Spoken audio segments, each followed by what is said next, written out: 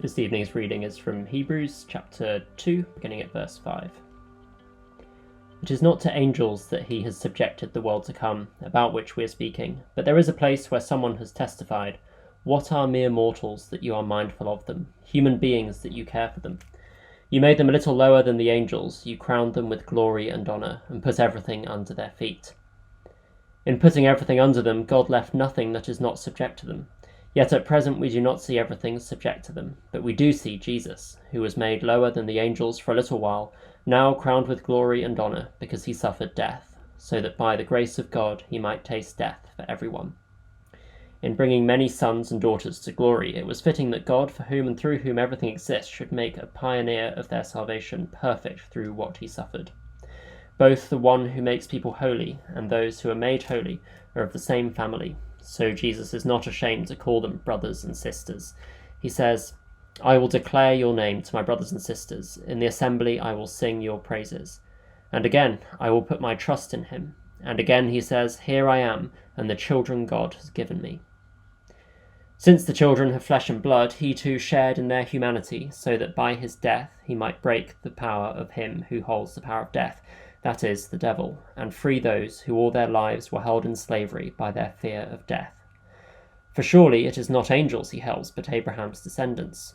For this reason he had to be made like his brothers and sisters in every way, in order that he might become a merciful and faithful high priest in service to God, and that he might make atonement for the sins of the people. Because he himself suffered when he was tempted, he is able to help those who are being tempted. It was a windy afternoon on the Kilburn High Road when I got into conversation with a Muslim brother from the local mosque. We got talking about our respective faiths and the similarities and differences between Christianity and Islam. But there was one point he got hung up on. And he said to me, we Muslims believe that God is limitless, but you Christians claim that he is also human. How can God limit himself to a body?